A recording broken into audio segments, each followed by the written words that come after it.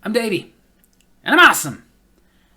And welcome to the Comment Corner, where you guys make comments on my videos and I respond every week. And in between responding to your comments, if an apple plays the trumpet, is he a tutti frutti?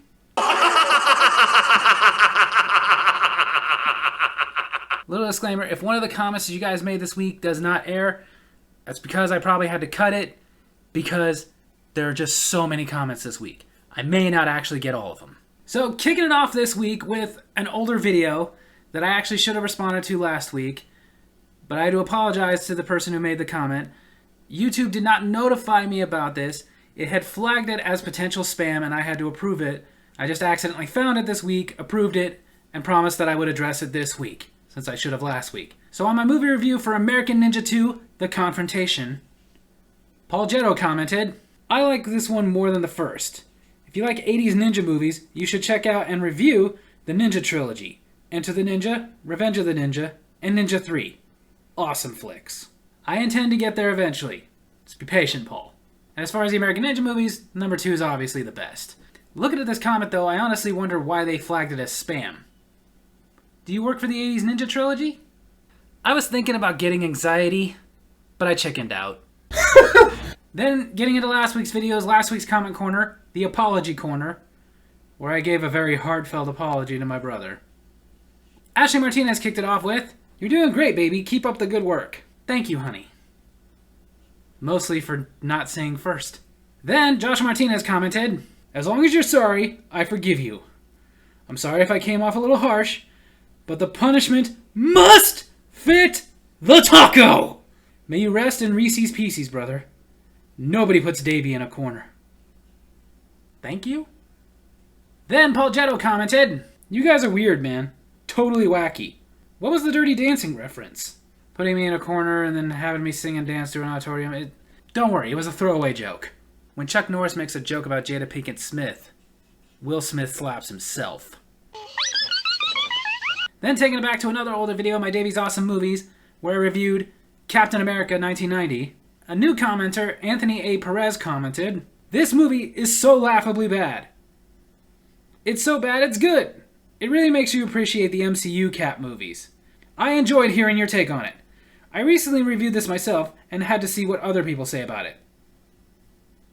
Can't deny, it is so bad it's good. And whereas I've talked about I'm not a big fan of the MCU, I do like the Captain America movies. If you're wondering, Anthony A. Perez does review movies, but mostly movies that most of you would want to see. I, on the other hand, go a different route. An elderly woman in church whispered to her husband, I've let out a silent fart. What should I do? He leaned in and said, You should change the batteries on your hearing aid. Then on this week's Davey's Awesome Stories, adding man to it, where I talked about how annoying it is when guys do feminine things but add the words man or guy to it to make it seem more manly. It doesn't. Ashley Martinez kicked it off with, Man, you're cute. Joshua Martinez replied, Thanks, Ashley. She replied, Ew. Not on your life. Yeah, she definitely wasn't talking to you, Josh. She was talking to me. But honey, when you are talking to me, it's Y-O-U''R-E. Not you are. Don't worry, everybody. She loves it when I correct her grammar. And then Joshua Martinez's alter ego, J Spud, commented, I am no stranger to this particular behavior. My brother and sister wanted to help me dress sharp for a date, which should have been a red flag in itself, as they never wanted to help me do anything from a supportive standpoint before. The most help I ever got from a relative of mine was when my 5-year-old niece tried to encourage me to end myself by jumping off the Brooklyn Bridge, which was strange, as I was just bending down to get a quarter, and we were visiting family in Ohio. I digress. My brother had me wear a gentleman's blouse with a man skirt. My sister put me in stiletto guy pumps and a dude wig with lots of broke up, which means brotherly makeup. I looked like my deceased Aunt Vicky had a baby with the nerdy guy from Critters 2, the main course. They drove me to a hotel where 4 very dissatisfied gentlemen tried to negotiate a new price. Turns out I didn't have a date. These men were being paid to put me in a remake of Pretty Woman and wanted more money just looking at me. They ended up calling the movie Ugly Woman and credited me as Gulia Roburbs. It received mixed reviews on Rotten Tomatoes. Those who saw it demanded my execution. Those who hadn't seen it still got nightmares from it. It was awful. Actually, I think I'd watch that movie. Then, Paul Jetto commented, After watching a few videos, I don't want to get out of line, but I gotta say, your wife sounds hot. Is she hot? Joshua Martinez responded to this. Stop kissing my brother's butt, yo. And Showgirls was awesome. It was as awesome as Versailles. Get to that in a second. As far as my wife being hot, I think she is. You didn't get out of line? Just watch it because, as I've told her, I am a man who will fight for your honor. Then Joshua Martinez commented, men used to carry little purses all the time before wallets were invented. They just didn't use them like an accessory that held everything from hygiene products to a kitchen sink. Yeah, I know, Josh, but we didn't call those purses. We called them satchels. Then Joshua Martinez commented, something I want made very clear, ladies. These are not my views at all. Female. Whoa, man. Per son. Hugh, man. Dishwash. Her. Dude.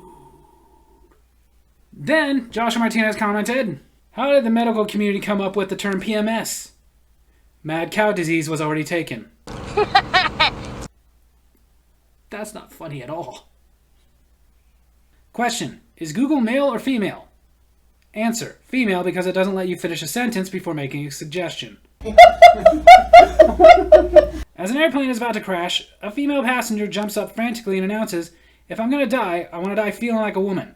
She removes all her clothing and asks, is there someone on this plane who is man enough to make me feel like a woman?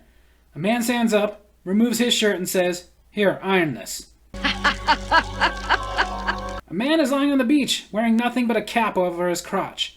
A woman passing by remarks, if you were any sort of a gentleman, you would lift your hat to a lady. He replies, if you were any sort of a lady, the hat would lift by itself. Man asks, God, why did you make woman so beautiful? God responded, so you would love her. The man asks, but God, why did you make her so dumb? God replied, so she would love you. For all guys who think a woman's place is in the kitchen, remember, that's where the knives are.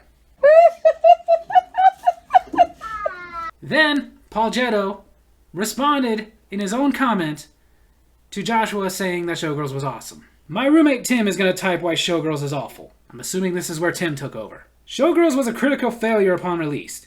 Panned for its acting, particularly Berkeley's over-the-top regular Jesse Spano turned crack whore characters, dance numbers, directing, plot, screenplay, and Midnight Skinamax pandering, and is consistently ranked as one of the worst films ever made.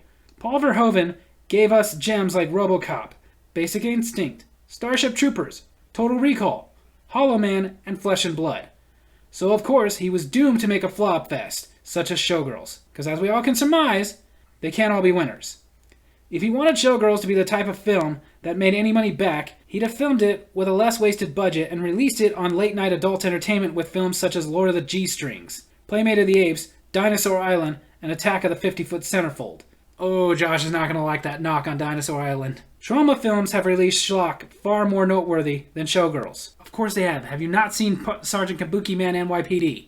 In fact, there was a heavier allure of sexual desire from Kathy Bates at About Schmidt than there was in this rancid striptease knockoff. I can't agree with you there. Giving the waked woman in The Shining climbing out of the bathtub any day over Showgirls.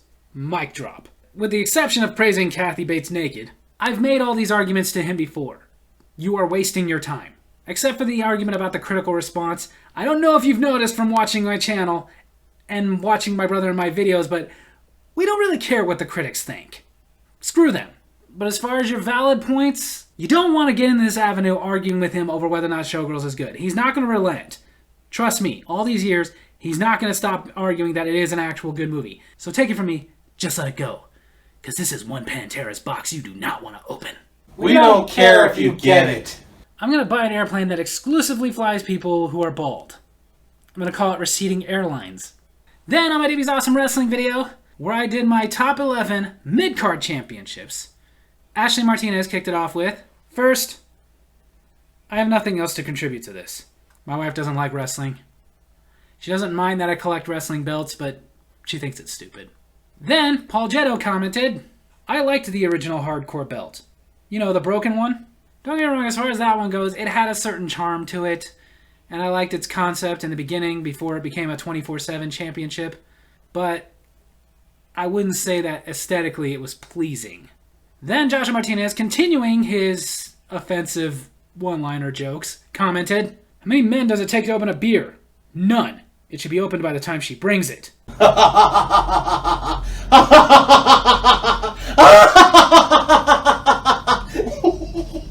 Yeah, Josh, rubber women do not bring beers. Then Joshua Martinez commented, "Why do men die before their wives? They want to." There is only some truth to that. 3 women were trapped on an island. They needed to get across the water to the mainland. They came across a genie who said, "I will grant you ladies 3 wishes." The first woman said, "Turn me into a fish," and she swam across the water to the other island. The second woman said, "Give me a boat," and she rowed to the other side. The third woman said, "Turn me into a man," and she walked across the bridge. How many men does it take to change a roll of toilet paper? I don't know. It has never happened. Hey, my wife lives among 4 dudes. Me and my 3 boys. She would say that's accurate. My wife saw a nice couple walking down the street, kissing, holding hands, being affectionate. She asked, "Why can't you do the same?" I said, "Because I don't even know her."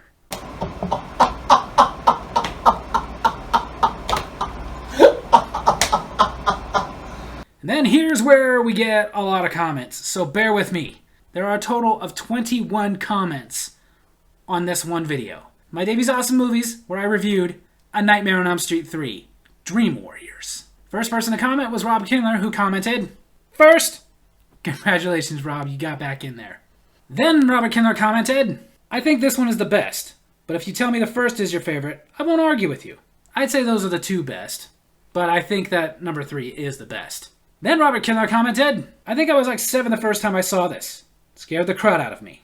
First one I saw was number 6. It also scared me." Then Robert Kindler commented, "Best kill would be Jennifer. Worst kill is Will." I don't know if Jennifer's the best, but up there.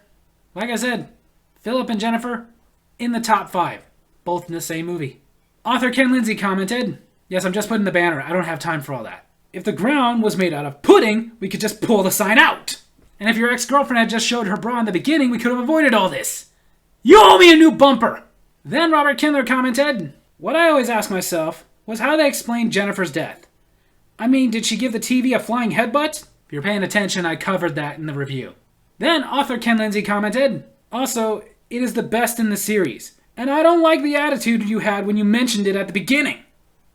I said this is the best in the series. Then Robert Kindler commented, "In the dream with Captain Winky Freddy, how did Kristen pull an awake Nancy into her dream? Wouldn't the Hypnosil have stopped her from dreaming? I guess her powers are stronger than Hypnosil." Then author Ken Lindsay commented, "I think Philip's death is great, but the Roach Motel is my favorite in the series." I disagree with you, but not enough to argue about it, because that was an awesome kill. Then Robert Kindler commented, "The nurse with Joey. She spit tongues to tie up Joey. Did she have 4 tongues, or did it just grow back immediately?" Dude, with all the ways people died or got attacked in these movies, let's not try to throw logic into this. Author Ken Lindsay commented, "And yeah, little kids and very old people are hella creepy. I still have the most vivid memory of an old woman with swollen arthritic knuckles pointing at me because I rode my bike by her house too fast. I was probably 6 years old. Terrifying. You okay now?" Robert Kindler commented, "Was that a Joey Lawrence reference? Maybe." Then Robert Kindler commented, "One theory is the light at the house in the end is Freddy, and one is it's Nancy." I'm going with Freddy. Then Robert Kindler commented, "What are your rankings of the Elm Street movies? Mine would have to be 3, 1, New Nightmare, 4, Jason vs. Freddy, 2, 5, and last place is 6. I highly disagree with you, but before I get into that, Joshua Martinez replied, 3, 1, 6, 4, 5, New Nightmare, Jason vs. Freddy, Remake, 2. My favorite demise was Tina, up on the ceiling. My rankings, 3, 1, 6, 5. Because I don't care what you say, those movies were not bad. Jason vs. Freddy, 4. Remake, New Nightmare, 2. Because New Nightmare and 2 were awful. Then Robert Kindler commented, "I want to know more about what happened with Neil. Well, since his career as a psychiatrist failed, he ended up joining a Neil Diamond cover band. Ironically enough, he didn't get to be the lead singer." Then Paul Jetto commented, "I like the one where Freddy eats those kids off a pizza.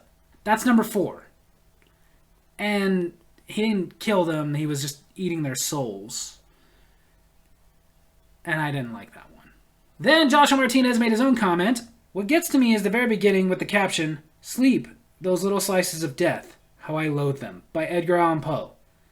I can't find the source of where he actually said or wrote that. Google it, I don't know. Then Robert Kindler commented, "Off subject, what do you think about the 6-person match at Hell in the Cell? I'm really on the fence about it because it stands to be a really good match, but I'm thinking just really predictable. I mean, $5 and my left shoe says Finn turns heel." I'm excited about that because it's one of the few storylines I'm actually really happy with right now in WWE. And I'd be okay with Finn Balor turning heel. But I don't know. I don't know if he's going to. I think they're kind of alluring to that, but my personal prediction is that after this feud is over, him and Styles are going to go after the tag team championships because creative can't figure out what to do with 2 of their best superstars. And then finally, Robert Kindler commented, "Last! You know why skeletons don't go trick-or-treating? Because they have no body to go with." Woohoo! So there you have it. That's the comment corner this week. My long comment corner. Love and appreciate you guys for all these comments. Hopefully this trend continues to the point that I have to start, limiting how many comments I'm going to do every week. But for now, if you guys enjoyed this comment corner, please press like, hit subscribe, hit that little bell so you get notifications when I post new videos, and leave a comment of your own for next week's comment corner. Love you guys.